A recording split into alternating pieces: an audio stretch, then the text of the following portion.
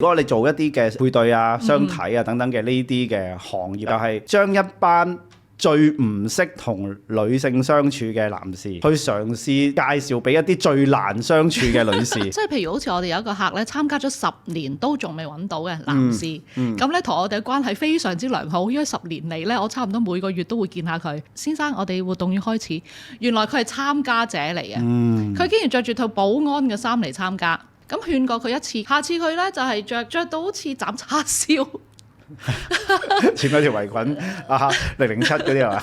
咁我喺度觀察佢哋做嘢嘅時候，有一個男士，哇！真係嘔心到不得了。哇！我其實真係好想即刻停佢，但係即係畢竟我導師身份，我不能夠做呢件事。咧之前其實有一個咧東張西望嘅女主持咧係我嘅客人嚟㗎。總之所有條件加埋咧就一個咧，佢想揾一個認真嘅 playboy。但係咧咁多年嚟咧，佢只係遇到真正嘅 playboy。跟住咧佢就話：你唔係我工人，你係我嘅愛人。哇！呢啲説話真係〜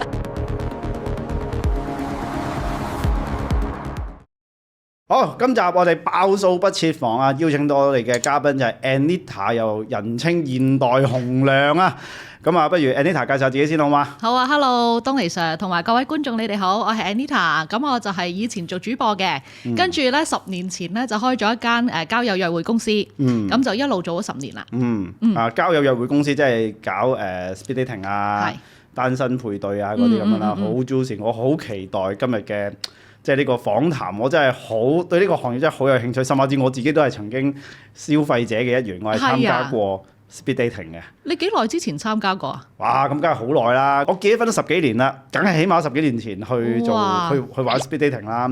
我記得都幾有，我唔知而家係點樣啊。10幾年前我玩過嘅 speed dating，我亦都唔係去過一次啦，當然嚇。佢玩嗰啲嘅模式有2種我都玩過，一種就係好 free flow 咁樣，一大班人喺度。即係 chit chat 啊、飲嘢啊嗰啲，咁你自己覺得即係邊個係你想結識嘅對象，咁你埋去。呢啲叫圍偶。圍偶 OK， 咁圍偶啦。咁亦都有一啲咧，就係可能係俾啲比較即係主動性低啲，適合啲主動性低啲嘅男女啦。咁就可能有6張台咁樣 A 台，跟住之後就傾10分鐘。10分鐘裏面你喺嗰個小範圍裏面都係圍偶嘅。6道輪迴。係差唔多咁嘅意思啦。跟住就即係 A 台完咗之後就 B 台有10分鐘，C 台10分鐘，如此類推。跟住之後你走完一輪之後，咪個人鐘到，咁我成個 event 就完，即係咁樣。2種我都玩過。咁亦都有一啲一陣間再講啊，有啲比較即係特別嘅經歷嘅。你笑得好開心。係冇啲回憶總是美好啊，因為總會係咁嘅。嗱，既然今日上得嚟，即係我哋呢個台亦都係主打一個真實啦嚇，一定要講真話。即係我對你呢個行業都好有興趣，亦都事實上即係男女情愛啊，即係好多古仔啦，我相信都嚇。我有一樣嘢想問 Anita 嘅就係咧，有啲人話，即係如果你做一啲嘅配對啊、相睇啊等等嘅呢啲嘅行業，你其實做緊嘅嗰個行業性質就係咩咧？就係將一班最唔識同女性相處嘅男士，去嘗試介紹俾一啲最難相處嘅女士。有個咁樣嘅説法嘅，你自己聽落點咧？呢個説話我聽落咧就有30%係贊成啦，因為咧30%咋？30%嗱，因為咧，我覺得就算唔係透過呢個平台去認識對象嘅人咧，其實基本上好多男人都搞唔掂啲女人噶嘛，亦都有好多女人結咗婚亦都好難搞啊嘛。咁所以其實呢個係一個基本嘅問題，因為人同人相處咧都係要磨合啦，跟住有唔同嘅家庭背景，兼且我哋依家咧又係嗰啲即係比較女性自主啊，跟住男士都係即係需要女士尊重咁樣，但係有時男士又好似長唔大嘅小朋友咁樣。咁所以咧係無論喺咩平台認識嘅人咧，佢哋都會存在呢個情況嘅。咁喺譬如交友約會公司嘅平台當中咧，咁當然係呢啲 case 唔少啦。咁但係亦都有好多係優質嘅。咁但係優質得嚟又要參加咧，通常我覺得佢哋係份人比較要求高嘅。係啦，即係靚仔嘅，佢哋都想揾翻靚女，比較靚女啲嘅，佢哋亦都係睇樣，同埋亦都想揾啲即係更加即係同自己條件差唔多或者條件比較好啲嘅男仔啦。咁所以要求會比較高。如果係普普通通平平庸庸嘅人呢，咁佢哋就係可能異性緣比較差啲。即係有時即係唔知你信唔信命理嗰啲啦。咁我就一般嘅。咁但係亦都有啲人就係個異性緣比較係弱啲啊。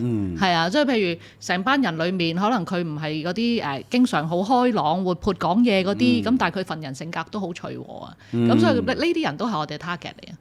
即係佢唔一定係好難相處，但係可能係因緣際會就係識唔到咁樣。係啊，即係有啲人叫逢人熟啊嘛，係咪啊？逢人熟嗰啲好容易揾到啦。咁但係好似我哋公司嗰啲咧，佢哋係 nice 嘅，但係就唔係嗰啲哇好張揚啊，好一嚟就全場焦點嗰啲咯。明白。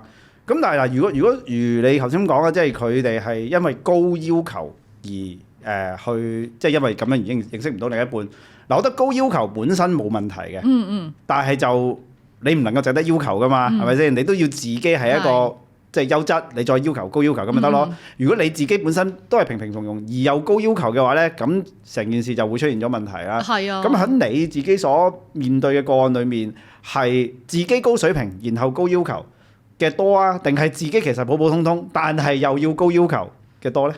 其實兩樣都有咁多，真係啊！即係譬如好似我哋有一個客咧，參加咗10年都仲未揾到嘅男士，咁咧同我哋嘅關係非常之良好，因為10年嚟咧，我差唔多每個月都會見下佢，佢又有參加單對單約會，又有參加 speed dating，咁咧份人係好認真嘅，從來冇話識咗啲女仔之後咧就約佢上房，從來冇呢啲嘢。但係咧佢嘅擇偶要求就係好離地嘅，因為佢喺加拿大多倫多翻嚟嘅，佢本身係白白淨啦，亦都 keep 得好好，佢咧就想揾啲女仔咧。皮膚亦都好白淨嘅，仲白過佢。咁同埋咧，佢份人亦都比較講 feel 啲嘅。佢唔係嗰啲咧大眼啊、靚女啊嗰啲，佢就好中意嗰啲。佢係中意啲瘦得嚟，跟住咧個樣又酷酷地，但係同人即係傾偈嘅時候又即係好 presentable，即係類似佢嘅要求係好虛啊！有時我已經咧哇正啊！今次10年難得一遇嘅女仔介紹到俾佢，跟住相處咗幾次之後咧，咁佢又覺得好似夾唔嚟咁樣。咁就呢一類啦。咁啊，跟住仲有一啲，如果普普通通、平平庸庸啲咧，有啲女仔就話係啊，我咧就唔想化妝嘅。咁咧我就希望咧我嘅未來老公係接受我嘅真面目咁樣嗰啲啦。咁都唔少。咁但係我哋呢啲都會慢慢同佢講下嘅，係即係你可以咧即係適度咁化下妝啦咁樣。咁同埋着下衫都會靚啲啦咁樣，咁佢哋試落之後覺得係都唔錯喎，咁同埋即係唔係淨係女為悅己者容咯，自己靚咗之後望落都有自信啲噶嘛，咁所以慢慢佢哋都會有啲改變咯。咁男士就難搞啲啊，係啊，男士咧佢既定模式就係即係有時佢着衫比較係唔係太講究嗰啲嘅。就真係難啲改變到嘅，係啊，即係可能佢覺得好似阿東尼想咁樣着咧，喺夏天嚟講咧係天理不容嘅，因為咁熱，你仲要着件長袖有領有褸啊！但係佢唔明白啊，其實咧交友約會就係咁樣啦，係咪？女士都係要着下靚啲，男士都係要着得 decent 啲，咁先至會容易揾到噶嘛。咁頭先你話嗰個即係10年。即係個條件唔差嗰個男仔，據你所知嗱，如果你同佢都認識咗10年，照計都有一定程度了解啦。佢係咪淨係喺你嗰度去選擇揾伴侶咧？定係佢自己有其他參加唔同嘅 speed dating 公司，或者佢自己個人社交都會不斷揾，但係10年都揾唔到，係邊樣咧？我諗佢有參加下其他公司嘅。係啊 speed dating 單對單約會佢都有，係啊，年薪300萬，揾唔揾到我諗相信佢喺呢10年裡面可能都拍過2-3年拖啩。佢曾經中間有一段時間係有消失過嘅，係啊，但係都係冇 work out 到。咁好條件都咁難揾，咁所以而家即係整體香港嗰個婚戀市場，咁對你哋嚟講應該係好有得做啦。都希望係啦，係啊！我希望多啲人係會覺得唔好咁遲婚咯。即係譬如好似我老公咁樣，其實佢識我嘅時候都已經32歲，37歲先做人爸爸。咁我哋依家咧咪經常都話少子化，跟住又訪問下啲男士女士想唔想結婚，好多人都話即係推遲或者想養小朋友、想養狗啊。咁我最近都覺得乜啲人咁遲咁樣，但係諗落其實都唔係啊，即係好似我咁都係30歲先生小朋友，我老公都係37歲。咁所以其實我都希望啲人係早啲會有個覺悟，覺得其實我想組織家庭嘅話咧，就要趁早少少咯，係啊。喺你哋嘅即係公司嘅運作裏面，有冇一個類似係即係黑名單或者係？又唔係黑名單嘅，即係黑名單好似係一個好負面嘅字眼。即係有冇一啲人你真係覺得哇條件真係差到你覺得真係佢幫佢唔到嘅，係真係唔好意思啊，婉佢，幫你唔到啦，你另請高明，有冇咁嘅情況㗎？有一次咧最驚嘅就係喺個 cafe 搞活動，咁我現場去到嘅時候，咦見到有個人着住保安嘅制服坐喺度，咁我就心諗應該係收工過嚟啦，收工過嚟，唔係我嘅意思係我哋包場活動嘛，佢可能食完 lunch 未走啫，坐喺度，點知一路坐到我哋活動要開始咯喎，咁我就問先生，我哋活動要開始，原來佢係參加者嚟嘅，佢竟然着住套保安嘅衫嚟參加。咁跟住咧，我就同佢解釋啦，其實咧就需要係即係着翻靚仔啲啦，有靚有就有樓嗰啲啦咁樣。咁勸過佢一次，跟住下次去參加又係類似嘅。下次佢咧就係着到好似斬叉燒，穿嗰條圍裙007嗰啲係嘛？白底白嘅嗰啲係啊，要加條金鏈，真係有今年㗎？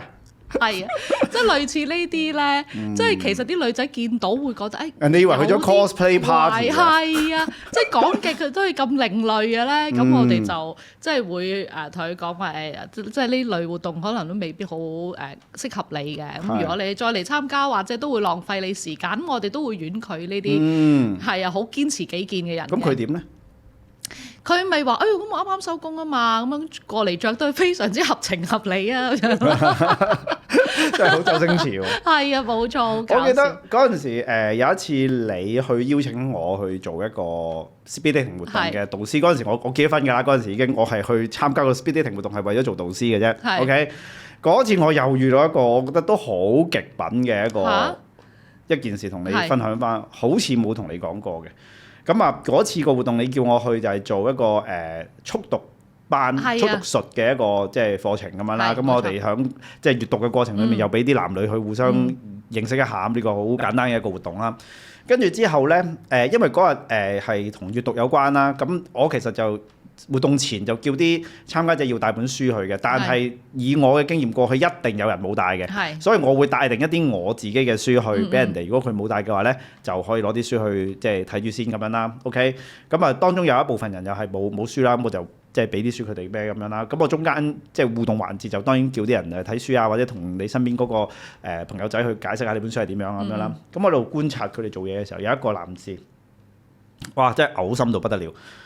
佢攞咗本書撩鼻屎，係撩完之後，我係見住佢係攞翻住本書又揭咁樣，撩完又揭，撩完又揭幾次。哇！我其實真係好想即刻停佢，但係即係畢竟我導師身份，我不能夠做呢件事。跟住之後，咁你即刻停佢，咪拉埋佢一邊瞓下畫啊嘛！呢啲我會㗎，即係佢搞緊活動嘅時候，佢不過我未見過呢咁極品喎，喺我活動，淨係着衫樣衰啲啫。哇！呢個真係好核突，可能佢一睇書靜落嚟，佢就有呢個我真係接受唔到。跟住之後，咁唯有即係有得個活動繼續進行咁樣啦。咁我之後當然攞晒所有書翻屋企就即刻消毒啦。係。然後呢個男士仲好得意喎，佢喺個活動最尾嘅時候，佢可能有某個女士佢好有興趣咁樣啦，就走去主動去即係攀談啊，再想攞電話啊咁嗰啲嘢啦。跟住之後對方個女士已經係有少少即係抗拒唔想啦。跟住之後佢仲依然繼續即係嘗試咁樣啦。咁令到個女士咧就有少少覺得係即係困擾嘅。跟住之後就即係。就即刻就撇咗啦，即係個女就即刻走啦咁樣。呢個女仔，即係雖然我去嘅 speed dating 嘅次數唔係多啦嚇，但係我覺得呢個都算係我遇過嘅一個，即係好極端嘅，即係抵你單身啦。講真，你咁鬼核突，你呢個鼻屎擺喺人哋本書度，我真係諗起都嘔啊！真係。佢個樣點㗎？佢個樣唔算係好正常嗰種嘅，即係 kind of 有啲窄窄地嗰啲咁樣樣。如果純粹從五官去睇，如果據我記憶所及咧，佢就唔係好樣衰嗰啲，但係咧嗰啲表情好奇怪嘅，即係成日表情好似成日都好緊張啊，或者令到人有感覺好似呢個人好似有少少神經失常嗰種表情啊。我呢啲 case 咧，我會建議佢去見下我哋嘅心理治療師㗎。係咪啊？我哋公司有個會員咧，其實佢係透過多年嘅學習，咁咧就做咗心理治療師，咁所以佢係好明白啲單身人嘅情況係點啦。咁我 refer 好多過去嘅。跟住另外仲有好多合作嘅催眠治療師嗰啲都有，咁我哋都會嗌佢過去睇下搞咩嘢咯。係啊，咁好似你呢類，我覺得應該要去見一見㗎啦。咁同埋仲有第二類咧，我發現男士真係有呢個手勢嘅，好中意咁樣玩個鼻㗎。女仔少啲見㗎，男仔咧我係見到喺度玩個鼻，然後咧中間會咁樣捏一捏，哇！即係好似我嘅 best friend 或者我先生咧，有時都會有呢啲手勢，我覺得係好核突嘅小動作嚟㗎。係啊，所以呢啲都要。因為人哋唔知道你隻手會掂到啲乜嘢嘢㗎嘛。好明顯就執住佢嗰個鼻毛嗰啲，所以呢啲都係唔 decent 嘅動作咯。係啊，呢啲我哋會提啲男仔嘅。係有時有啲男仔可能單身得太耐咧，冇個女伴提醒下佢呢啲咁樣嘅嘢，咁就靠我去提醒下咯。係啊，不過其實都係一個可以雕琢下嘅，係啊，即係唔使判死刑嘅呢啲，我覺得。咁有冇一啲人係嚟參加 speed dating 活動嘅時候係抱住譬如嚟做生意、揾生意多唔多？有冇呢啲例子啊？早期多嘅。以前咧唔知有一排咧，微信好中意就係咩加你之後傾傾下就嗌你買保險，同埋嗌你買美容 plan 啊嘛。我記得疫情前好多㗎。咁咧其實嗰期我哋公司都多呢啲人㗎，即係佢哋咧上嚟就會傾偈嘅時候 sell 下你保險啊咁樣，或者完咗活動之後又 sell 下咁樣。咁隨住疫情之後，發現呢個情況少咗，同埋我哋亦都係會完咗活動之後會做 follow up 啊嘛，即係睇下其實啲人係點樣嘅。咁如果發現有呢類人士嘅話，我哋勸過佢之後佢都冇改進嘅話咧，咁我哋都唔會再俾佢參加。咁所以都淨化翻嘅。依家基本上冇呢啲㗎啦。我相信點解會冇咧？原因係因為咧如果參加 speed dating 呢一種方式去揾呢啲即係所謂獵物啦，喺佢哋眼中係屬於太慢啊。因為以前譬如東張啊嗰啲都有報過㗎嘛，即係嗰啲美容騙案定點樣？其實因為佢其實如果佢要去參加 speed dating，無非係因為想喺呢度識一啲可能對佢有意思嘅男士去從而再做銷售啦。咁但係而家你交友 app 又好，通訊 app 又好，乜都好，大把呢啲可以揾到嗰啲獵物嘅渠道，佢仲快過同你去參加 speed dating，又唔使錢。你講得啱。你開個 app 唔使錢㗎嘛，參加你 speed dating 點都要花少少啦，又快啲又係咯。佢用喺網上面交友 app 又快又多，咁所以變相係佢哋唔需要借助呢啲咁正經嘅方法去揾下啦，佢哋就仲有其他旁門左道啊，即係嗰啲咁樣樣咯。OK， 就而家就冇乜呢啲啦。係啊，淨化咗好多。試過最近就一個人咧，佢係學易經，學到好上頭，咁咧就喺我啲活動咧係咁同人開盤，係啦。咁譬如呢類我都會提醒下佢咯，即係嗌人，即係嗌佢唔好俾人誤會咗，佢係想咁樣去做啲咩銷售，但係其實佢實在太過中意，係啊。佢係真係想用呢樣嘢嚟去可能叫做打開話題嘅啫，但係因為太積極到令到人哋誤會你係咪想揾生意咁樣。佢咧其實係參加咗之後，佢覺得好好。其實佢嗰班千零蚊㗎咋，個易經班。咁之後咧，佢就同人傾下偈啦，就你得閒可以去上，真係好好。據我所知冇咩 referral commission 俾佢嘅，但係咧佢係實在太過上癮，佢好沉迷。真心推介到好似想 sell 嘢咁。咁我就其實你 sell 幾錢啊？1,700蚊啫嘛。哦，咁啊。唔係感覺就如果千零蚊又好難再拆嘅，照計就嚇。咁譬如以你都做咗10幾年嘅即係婚姻配對呢啲啦，有冇一啲即係好極端嘅個案，真係好離地嘅，自己好普通，但係又要求到好好，咁樣嘅一啲個案呢？我諗下先嚇，因為如果係單對單約會咧，佢嘅要求本身好離地咧，我哋就唔收啊。係啊，即係譬如有個女仔咁，佢真係完全又唔化妝嘅，好素顏，跟住咧就同我講話，我一定要識啲好靚仔嘅。呢佢睇個 profile 呢個唔 OK， 唔要，跟住下一個都唔得。跟住佢開張相俾我，原來佢中意韓星嘅，即係類似呢啲咧，我哋就覺得好難做到佢生意啊，即係好難幫佢 match 到，咁最後都係東張西望見嘅啫呢啲，咁所以呢類我哋就唔收嘅。我哋會同佢講啦，其實咧男士佢如果好注重打扮嘅話咧，佢本身都係好想揾翻同佢即係好條件相當嘅女仔嘅，所謂三觀一致啊嘛。咁所以咧不如你亦都試下，其實多啲打扮同埋化多啲妝，改善下儀表，咁其實都係有機會識到嗰啲人嘅咁樣。我哋都會同佢講，但係佢話唔得㗎，我就係中意咁樣嘅啫。我哋其實啲嗰啲化妝班、護膚班係免費嘅，免費俾佢嚟上任上，同埋咧呢個約會前仲要免費幫佢化妝。但係佢話我唔使呢啲。係啊，即係類似呢啲咯。佢堅持做一個好真實、好素嘅自己，但係佢 expect 自己攞到去揾到一個韓星級別嘅男朋友。係啊，咁呢啲收唔到嘅。係啊，如果但我想再問多少少就係咁，如果你咁講嘅時候，咁佢會唔會有少少受到自尊嘅打擊咧？唔會，佢預咗㗎啦。即係譬如佢如果係呢個素顏，佢可以喺出街識到個吳彥祖嘅話，咁佢就唔使嚟揾我啦，係咪？你明唔明啊？即係，但係佢唔覺得呢個係問題喎。我認為咧，佢哋係諗住嚟 speed dating 買個希望。其實咧嚟 speed dating 咧，唔好話抱住買一個希望呢個心態，而係應該係我喺出面咧真係人海茫茫啊，我揾唔到對象，即係都唔知，譬如東尼 Sir 你係咪結過婚，有冇小朋友啊？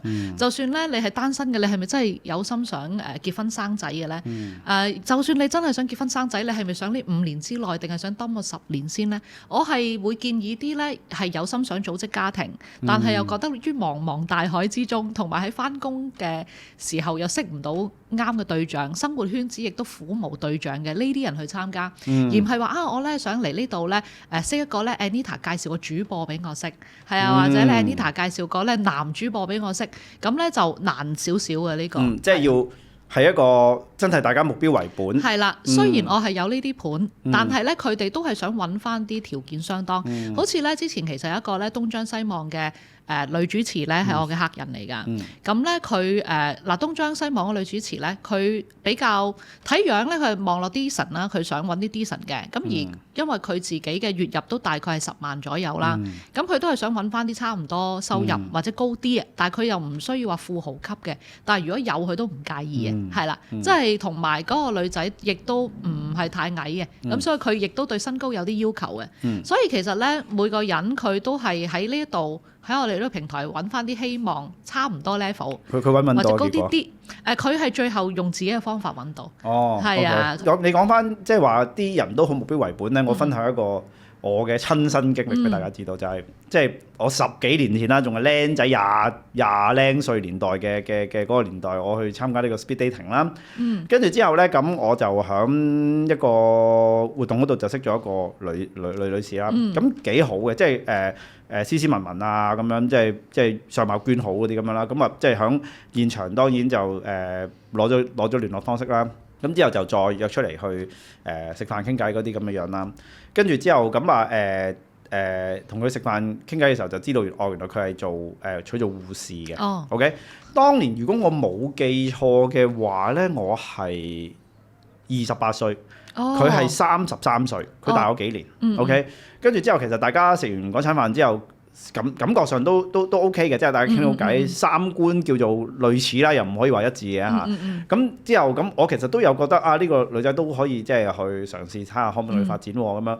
跟住之後食完嗰餐飯，我哋就再即係有去即係傾下電話嗰啲咁啊，即係未去到發展正式正式情侶，但係都會即係通下電話咁樣啦。跟住之後我就都好清晰問佢啲問題。我喺電話度我同佢講一句，我話其實即係你今次去參加呢個活動，其實你係咪都係即係抱住想揾一個結婚對象嘅心態去嘅咧？咁佢話係啊咁樣。跟住之後咁即係通完嗰通電話之後咧，我哋就冇再聯絡過啦。點解咧？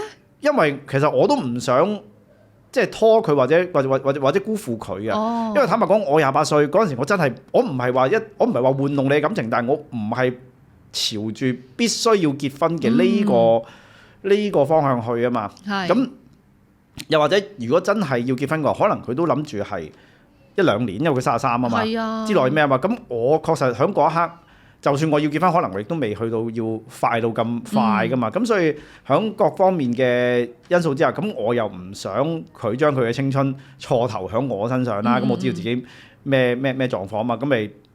咁我冇揾佢，佢冇揾我，咁大家就即係叫做默認咗就算數啦，即係咁樣樣啦。咁但係我覺得呢件事亦都某些程度上咧係一件好事嚟嘅，對佢對我都好，唔需要將你啲時間心力投放喺一個錯誤嘅人身上。而 which 就係你講嗰種，大家嚟到嘅時候係一個好清晰嘅期望，你要乜嘢我要乜嘢，大家。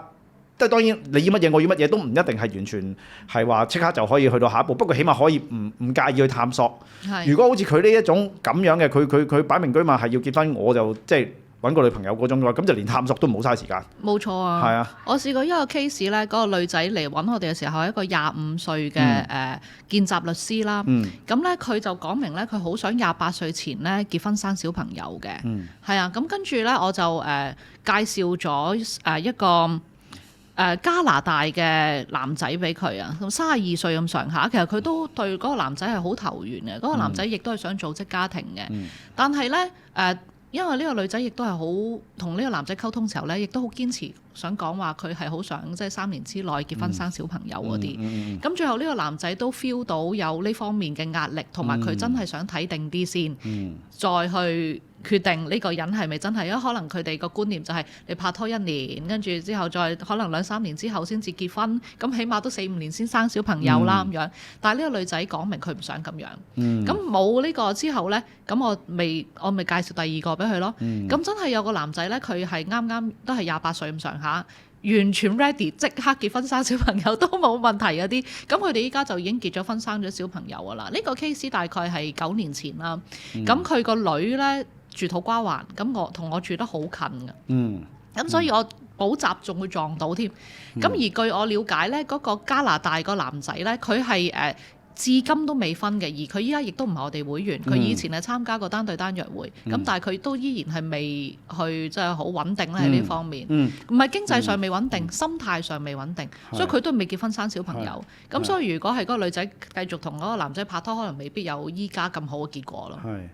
去到呢度，我突然間想問一個好哲學性嘅問題，唔知會唔會太深啊？即係試下同你探討一下，就係。即係嗱，譬如好似頭先你講個案例咁樣，一個男仔我隨時 ready 可以去結婚，個女嘅亦都係好想盡快結婚生細路仔 ，OK， 跟住佢哋兩個拍隻合啦，OK， 感覺上就係你哋做緊嘅就係一個配對，亦都或者咁講係一個條件交易嘅一個平台啦。你覺得愛情係咪真係可以透過條件對配而去孕育出嚟嘅呢？我覺得咧條件對我所覺得咧就係我為咗你生仔，你就係要供養呢頭家。我付出我嘅青春美貌，你就要俾啲咩條件我嚟養家啦，跟住你就要幫我生個仔，即係類似呢啲，我就認為係條件交換啦。咁但係咧，佢哋又唔係咁功利嘅，佢哋只不過係想揾啲咧價值觀同埋人生規劃一致嘅人啊。如果唔係咧，譬如拍錯拖，啲人好驚拍錯拖，係啊，即係好似有個賣衫嘅時裝店女士，佢咧就同個男人同居咗10幾年，去到大概45歲嘅時候咧，個男士突然話感情淡咗走咗啦。係啊，咁所以其實咧就好多人都希望有個承諾嘅，同埋係對於人生規劃係清晰嘅，係啊，咁所以佢哋嚟揾我係咁樣，而唔係想有一個條件交換，如果佢肯同我3年之內結婚，我就揾佢啦咁樣，因為佢哋都係需要一個傾談嘅過程，覺得價值觀都係一致嘅。係啊，將來養育小朋友都一致嘅，想生幾多個都係一致嘅，係啦，即係佢哋會係咁樣啦，即係揾一個相處得舒服、將來相處得開心嘅人去一齊啦。我嘅問題係，你覺得喺呢個條件嘅配對裏邊，哪怕你真係條件配得好啦，即係10項有9項都中啦，咁係咪會喺咁嘅情況之下可以即係擦出到愛情呢嘅火花呢？通常都 OK 㗎。即係如果係好多嘢都夾，係啊，即係譬如有啲人咧又唔係真係挑剔到咁嘅，係啊，好多人都係隨隨便便冇乜所謂，輕輕鬆鬆咁樣，即好似我咁樣參加一次 speed dating 就完成啦，就搞掂啦，慳翻好多錢，慳翻好多時間。啲人就問我：喂，Nita 你好好彩，點解可以咁樣？因為我唔揀擇咯，份人，我份人咧實在太過隨和啦。即係咧，譬如我記得我嗰次咧參加 speed dating 咧係有18個人嘅。18個男仔當中咧有好多唔同嘅人，嗰次參加活動都係用咗300蚊咁上下㗎咋，係啊，咁咧就有做生意㗎啦，跟住亦都有啲我哋行家，有一個網台嘅總編輯。有一個咧就係做賣燈嘅 sales， 跟住咧就仲有出版社老闆，跟住財經分析師等等咁樣唔同嘅人啦咁樣。你咁犀利，你記得咁清楚嘅？我記得好清楚，我記性好好㗎，係啊，生咗3個之後記性差咗少少啫依家。咁咧嗰次當中咧，我係試過同1、2、3個人有出過街嘅，其他2個傾下電話咁樣啦。傾電話2個點解唔會出嚟咧？就係因為第一個咧就係我老公個 friend 嚟嘅。咁我覺得如果我對我老公比較有興趣啲，咁我就費事去同佢 friend 出嚟啦。跟住仲有一個咧，就係我望落當時覺得，因為我得零歲、28歲咁上下。我望落嗰個男仔個樣似係40幾，係啊。咁我嗰次嘅活動明明係講話30幾歲先可以參加噶嘛，咁我就覺得好似我覺得外表上唔係我中意嘅，係啦。咁可能剩翻3個出嚟咯，一個就係藥劑師。藥劑師咧佢就實在太過痴情。點啊？我有一次病咗，咁我嗌佢你唔好攞個，即係你唔好上嚟探我啊！我好攰，好病容啊咁樣嗰啲啦。佢係都要上嚟攞個公仔史迪仔，我記得。咁我就覺得即係嗰下我覺得唔係太中意，咁啊就覺得都係冇啦。跟住第二個咧，繼續。跟住第二個咧，以為自己好浪漫。係啊，其實我覺得佢各方面都 OK 嘅，個樣咧有啲似一個叫做陳建宏啊定乜嘢啊？陳建鋒陳建鋒有啲似陳建鋒，瘦版少少陳建鋒，各方面都好好，係啱傾嘅。但係咧有一個位就係同佢出去食飯，佢都唔食嘢嘅。係啊，因為好瘦，因為唔食嘢所以好瘦。係啊，即係咧，我哋去食意大利餐啦 ，pasta 啊、意粉啊，加個扒，再加樣沙律，即係類似咁樣4樣係正常啦。但係佢唔係嘅，佢淨係嗌個沙律，然後再淨係嗌個主菜，全場好似冇食過嘢咁樣，係啦。咁同佢食過2次飯都係類似咁樣。咁同埋咧，我最記得一次咧，我去買對波鞋。咁咧，我係中意啲花里花碌嘅嘢噶嘛。咁我嗰對波鞋咧係由淺藍、淺黃溝淺粉咁樣噶當時。咁跟住咧，佢見到我買咗嗰對鞋嘅時候咧，佢類似個樣變一變，眉頭即係佢個樣揦一揦咁樣，好似個心覺得乜你咁靚啊，咁搏嘅買啲嘢。我當時就覺得即係我嘅 taste， 我嘅中意就係呢啲咁樣嘅陽光充沛嘅感覺。咁真係。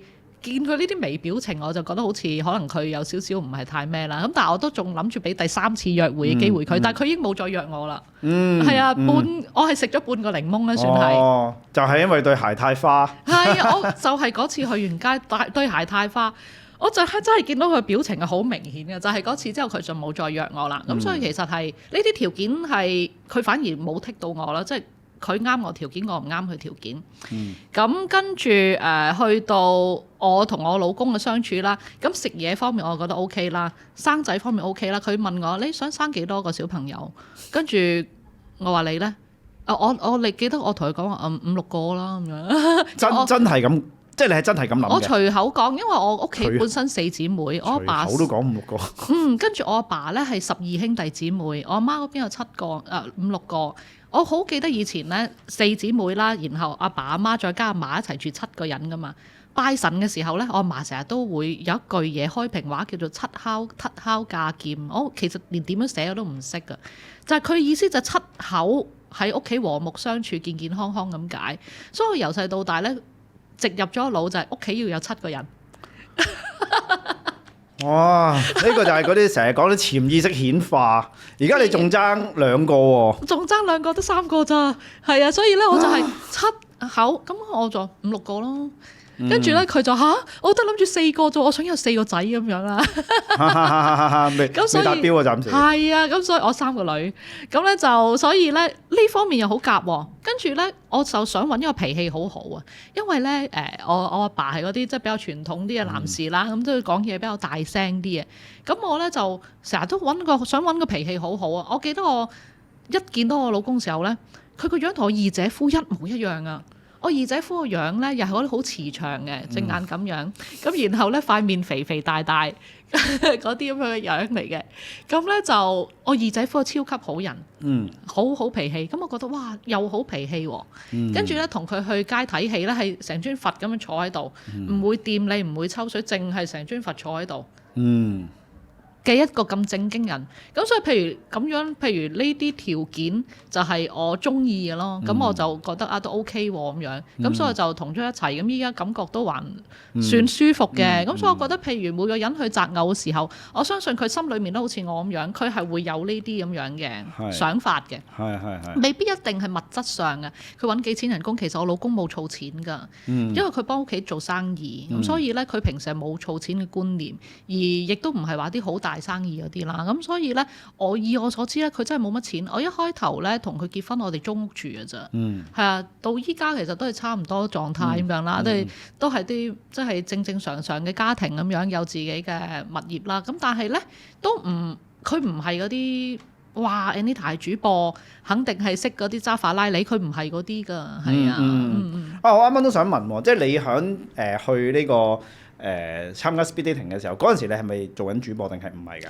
主播仲要做緊嘅啱啱嗰日收工，成個主播樣過去㗎。哦，係啊，所以有啲人唔聯絡我，原來佢以為我係妹啊。哦，係啊我太靚得太緊要啦，即係照計冇理由一個主播咁萬千寵愛，竟然要嚟。即係揾唔到男朋友要嚟 speed dating。係啊，以為我係妹。呢個我又引起我另一個問題，即係例如好似譬如TVB 啦嚇，之前有一個女神配對節目啦，咁啊做咗第一季，咁啊好成功啦，跟住而家又嚟第二季啦。有冇留意相關嘅新聞啊？有啊，配對得好好啊。跟住之後佢呢一季咧就出現咗一個好有話題性嘅女神嘅參加者啦，就係阿郭佩文啊 ，Juliana，最強 body 你明啦，即係總之係啊，哇！我最想有啊，如果我有呢啲，肯定去選港姐。我反而好想知道嘅就係，即係譬如話，可能你以前係主播，你喺嗰個 speed dating 場合，又或者任何嘅女性，OK，佢總之係有一啲表面上好突出嘅條件，OK，樣靚又好，身材又好 whatsoever。其實對於你呢啲嘅女仔，當一個男士去approach 你嘅時候，其實你會唔會抱住一種好大嘅戒心？喂，究竟你係咪真係中意我，定係你尤其外觀條件好嘅？你想瞓我咋嘛？定係真係想同我認真發展咧？會唔會有一啲咁樣嘅即係自我保護機制出現咧？因為我未去到明星嗰隻，我只係一個小主播咁樣啦。主播都唔簡單啦，係嘛？係啊，咁我係一個主播咁樣啦，同埋其實我自己身邊嘅主播咧，都係一樣係比較純情啲㗎，即係其實好似一個普通嘅新聞工作者啊咁樣嗰啲係冇乜分別嘅，即係唔係話有啲咩特別光環嗰啲。我仲好記得咧，當年我20零歲仲喺有線嘅時候咧，我嘅身邊有個同事咧，仲為緊應唔應該同佢個大學男朋友一齊而煩惱。另一個咧就係佢不嬲都冇拖拍嘅，咁咧依家又係有一個唔錯嘅男仔，都係啲可能同佢差唔多年紀嘅，又係啲普普通通嘅背景嘅人啦，仲喺度苦惱緊應唔應該同佢一齊。即係其實係大家嘅擇偶要求都係比較貼地嘅，同埋係唔會話好大戒心呢個人係有啲咩目的要求啊咁樣。只不過係睇下嗰個人係咪真係，因為都20度問啦，當時係26、7、20度問啦，算係就想睇下呢個人係咪真係適合人生嘅伴侶，即係會係呢方面嘅考慮咯。咁以我自己一個真實嘅 case 咧，咁我就遇到一個咧就真係想玩我嘅，咁嗰個咧就係一個做金融分析師啦。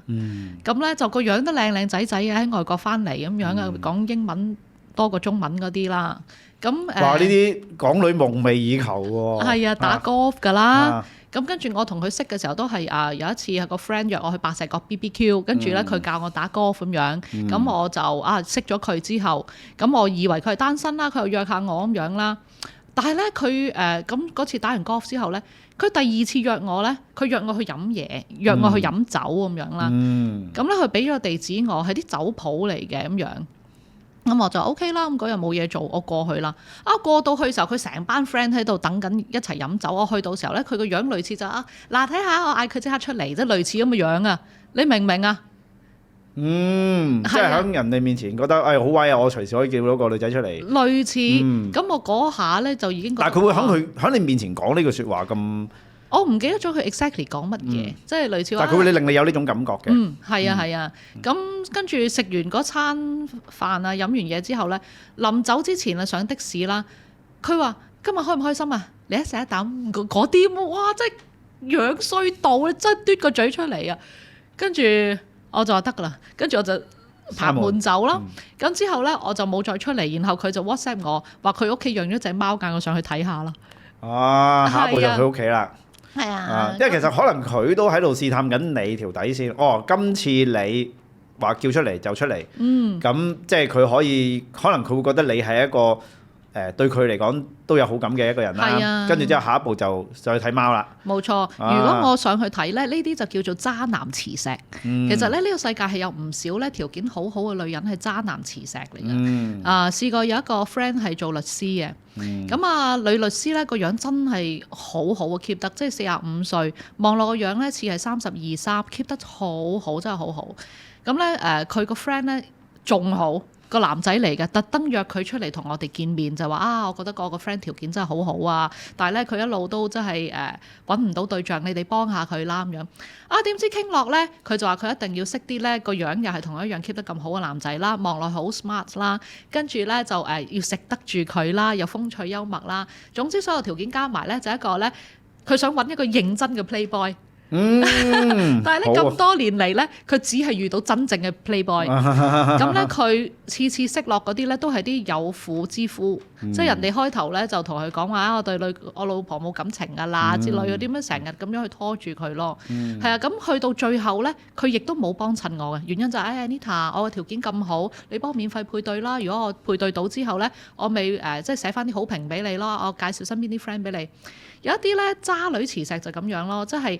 好想識啲條件好優越，即係佢覺得自己即係可以食得住佢嘅，即係個腦。其實佢有啲不切實際嘅期望，即係呢其實我覺得做人做生意做咩都好，其實有一樣嘢係你要清醒。我覺得清醒比聰明更加重要。係啊，清醒嘅意思即係話你知道自己有啲咩籌碼，你需要啲乜嘢，你有冇能力去同人哋交換。即係我覺得呢啲叫清醒啦。太聰明嘅就係。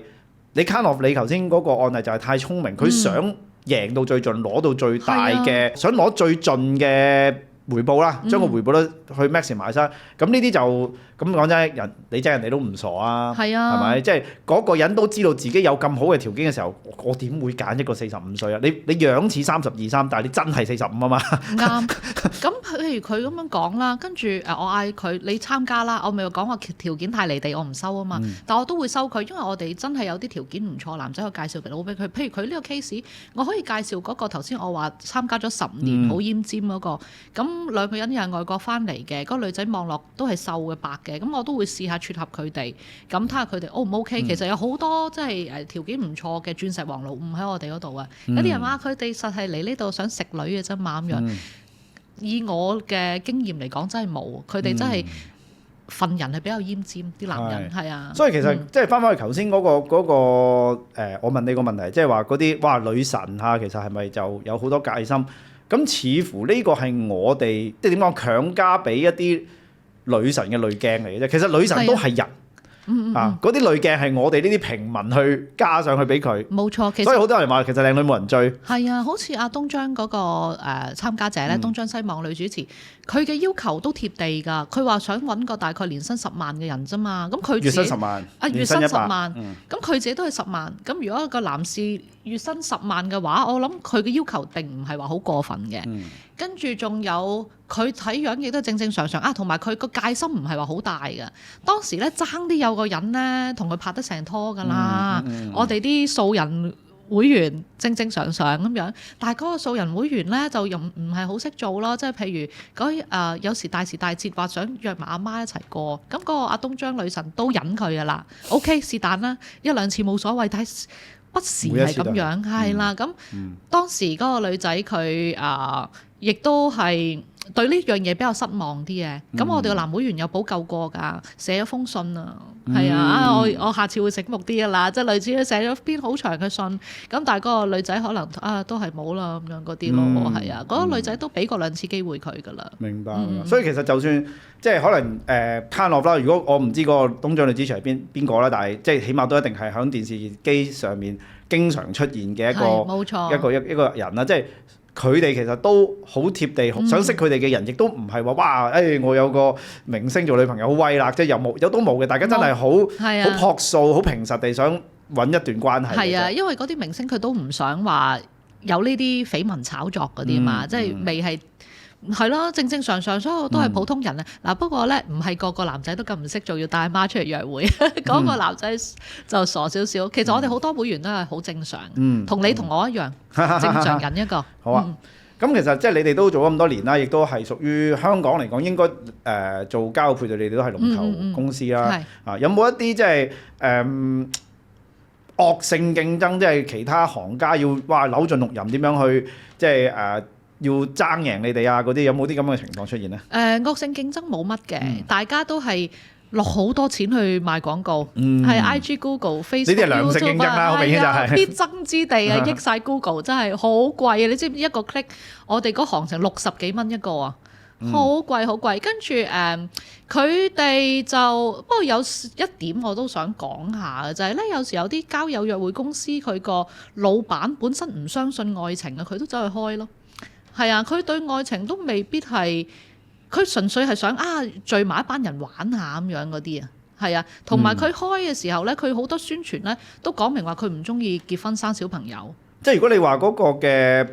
唔單止係咪 speed dating 公司啦，即係話如果做嗰門事業嘅嗰個人係咪一定要好篤信嗰個行業嘅嘢咧？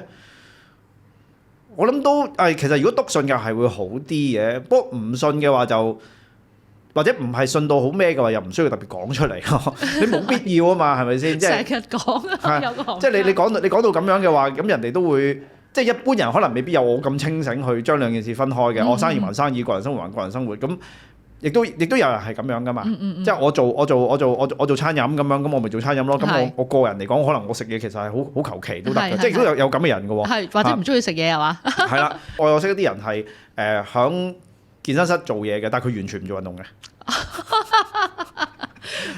但係佢又成日即係要去sell membership 啊嗰啲咁，但係佢從來都唔做運動咁樣嘅人嚟。咁有冇一個好必然嘅關係咧？我諗未必有，不過你唔需要同人講。但係亦都可以咁講，我覺得嗰個喺個事業上面個高度咧係會有分別嘅。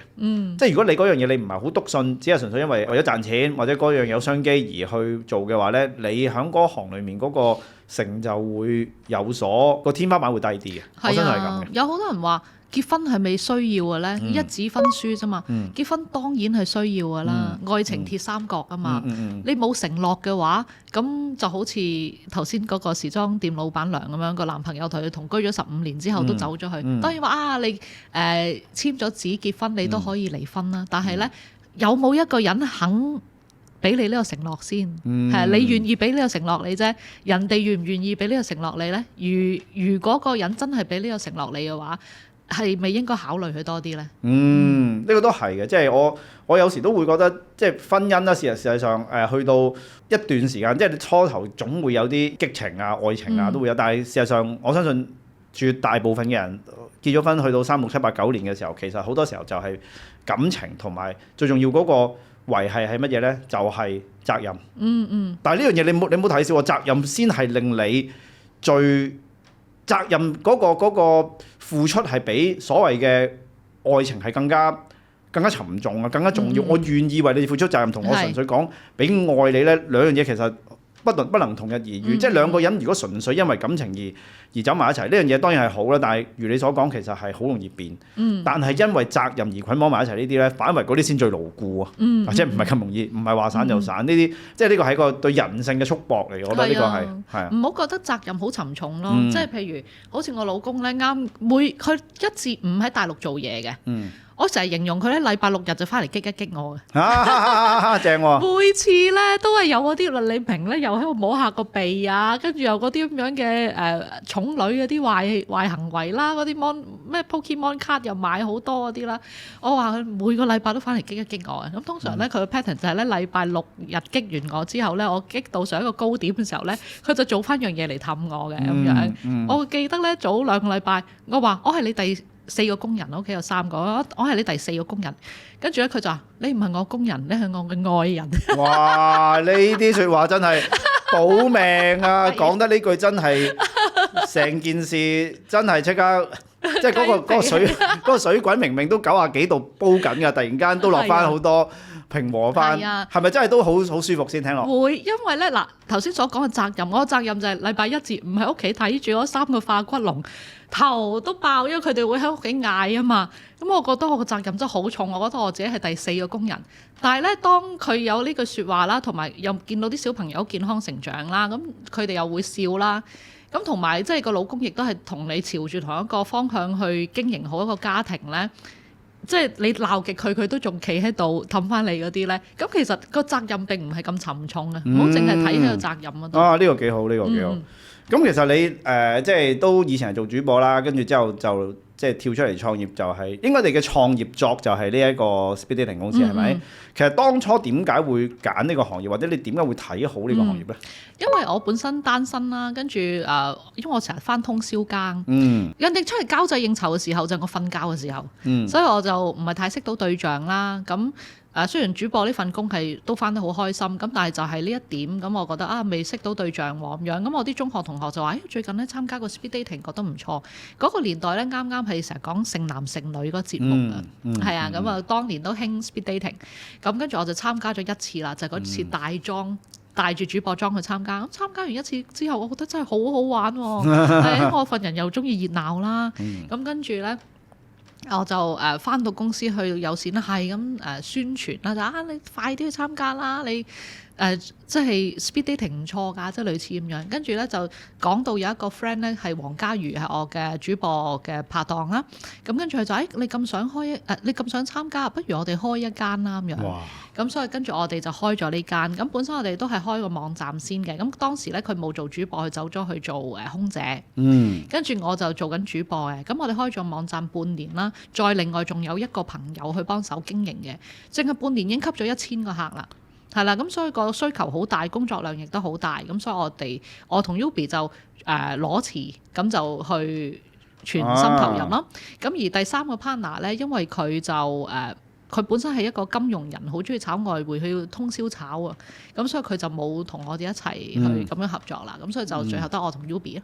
明白。咁即係你哋其實成個嘅創業模式其實係一個好聰明嘅創業模式。雖然嗰陣時可能未必係好有意識去做，但係其實你個創業模式係非常之聰明，就係輕資產。輕資產開個網站咁有幾多錢啫？都唔使好多錢啦。跟住之後幾千蚊就當年。跟住之後就吸咗1000個客戶，即係已經試驗咗我哋呢啲而家嗰啲初創術語就叫 MVP，minimum viable product， 即係最少試驗嘅產品成功咗，跟住之後就 all in 啦。咁啊非常好喎。其實你同阿 Yubi 我都識啦嚇，一齊合作咗咁多年，其實即係創業裏邊其中一個我覺得對創業者嚟講幾傷腦筋嘅話題，就係同合作伙伴之間嘅選擇合作伙伴啦，同埋同合作伙伴一齊行落去嘅，即係點樣互相即係 support 或者點樣去管理你嘅合作伙伴咧？因為成日都聽人講噶嘛，即係合作伙伴創業嘅伙伴通常公司賺唔到錢嗰陣關係好好噶嘛，係賺到錢咧？賺到錢就開始有矛盾啦。即係你冇錢話，大家當車當樓跟住之後咧瞓公司啊，嗰啲艱苦歲月，大家可以一齊即係咬緊牙關過噶嘛。因為共患難係好容易噶嘛，人性嚟噶嘛。一到有錢賺嘅時候咧，就大家開始就猜忌啊，或者有理念分歧等等嘅嘢。咁你同阿 Yubi 都可以一齊即係合作咗有10年以上嘅時間，可唔可以分享下你自覺得？你同即係你點樣喺門生意裏面，你同你嘅合作伙伴之間嗰個相處手法，或者係你會點樣去令到你哋嗰個關係可以維持得咁長咁好咧？其實我同 Yubi 咧有一次咧鬧大交，爭啲拆火㗎啦。咁咧嗰次係佢啱啱生完小朋友第一胎之後可能半年以內啦。其實咧係完全係我唔啱嘅，我覺得，因為咧。我阿媽咧未話生咗4個嘅，佢一路俾我嘅觀念就係生仔咧就好似食生菜咁簡單啫，生完之後咧就即刻去開工就得㗎啦，坐月都唔使坐嘅。總之咧，我阿媽係一個好 tough 嘅人，佢灌輸我嘅觀念就係咁樣。我當時未生個仔，亦都未結婚，跟住咧就即係阿 Yubi 生先嘅，佢生先嘅。咁咧佢生完之後咧嗰半年咧好混沌。做嘅嘢都係錯嘅，跟住啲嘢又記得唔好，好多呢啲咁嘅嘢。咁跟住咧，我當時咧就當眾去串佢啦，即係啲同事面前，我有同佢講話即係好多錯漏啊咁之類嗰啲。跟住 Yubi 就同我講話我係你個拍檔，我唔係你個伙計，你唔可以咁樣同我講嘢咁樣，即係類似鬧咗一場咁樣嘅大交啦。咁最後阿 Yubi 就佢去 Yubi EQ 好高嘅。咁咧，阿 Yubi 就同我講類似咁樣，之後就話我係你個拍檔，唔係你個伙計，你以後唔好用呢啲説話同我呢啲語氣同我講嘢。咁我話好啊咁樣。咁之後就慢慢冇咗事咯。咁去到我要生小朋友嘅時候咧，我先知道哇，原來咧真係生完之後又有腦霧啦，身體恢復又需要好多時間啦咁樣。咁我先至體驗到原來係咁樣嘅。我當時係錯怪咗 Yubi。咁啊 Yubi 包容性係好強嘅，即係我係生完3個之後啦，咁身體有時都係坐月坐得麻麻地，咁佢包容我啦。咁另外我仲有其他自己嘅生意咁樣啦，有時個時間擺少咗 HKRD 咁樣，咁佢都係會包容我嘅，係啦。咁所以我覺得佢真係好好。咁而我自己去為公司付出嘅話咧，就係我都會 keep 住去即係打理公司嘅所有嘅嘢啦。咁同埋我都係一個比較負責任嘅人咯，即係如果係公司有啲乜嘢需要錢去開支嘅，咁有時試驗性質嘅，唔知 O 唔 OK 嘅，咁我覺得我嗰排對公司嘅貢獻少啲嘅，咁不如我自己就攞自己嘅私己錢出嚟試一試，係啦，睇下 O 唔 OK 咯，有賺咪公司咯，冇賺咪當係我用咗嚟買衫咯，即係類似咁樣嘅概念咯，係啊。咁你覺得即係？如果用一個簡單啲嘅方法去講，你同 Yubi 之間即係可以經營一齊咁多年啊，即係起起跌跌都可以繼續保持住大家係合作關係。你覺得嗰個核心嘅元素係啲咩咧？我覺得唔好太過計較咯，唔計較，唔好太過計較，即係嗰啲賺最後一塊銅板啊，即係我明咁樣咧，即係我點都要爭贏你嘅，係啦嗰類啦。第二就係要EQ 高啲啦，多啲體諒啦，係啊，互相去幫助，互相去體諒，互相走位啦，係啊，我覺得呢啲都係重要嘅。你當你譬如話你響經歷咗你自己做生小朋友，即係發覺原來身體真係有咁樣嘅情況嘅時候，有冇同 Yubi 講翻當其時其實原來係咁樣樣？我而家體諒，即係我而家體驗過啦，我就發現原來當日即係咁樣講法係真係唔啱喎咁樣。其實冇嘅，今次第一次講。咁快啲 send 翻條片俾佢睇啊！哎呀，等佢知道原來。係啊，仲有第3樣嘢咧，就係我同佢咧係有少少宗教信仰，我哋都唔會做啲傷天害理嘅嘢，即係我會覺得。今次我呃咗阿 Yubi 錢咧，我就會落地獄。Yubi 呃咗我錢，佢都會覺得自己落地獄。即係我哋係會有呢類思想咯，所以我哋就唔會做啲傷害對方嘅嘢嘅。明白。做咗一個脱單，幫人脱單，即係經歷咗咁多年啦。即係唔理佢係揾 speed dating 公司又好，上網交友又好，或者即係用任何方式都好啦。你覺得即係有冇啲咩説話係想寄語一下俾呢班好想脱單嘅人，佢哋？即係寄予一句説話俾佢哋，令到佢哋可以快啲達成呢個目標咧。我覺得想脱單嘅人咧，要坐言起行，快啲去做，係啦。咁就自己依家嘅條件係點樣咧？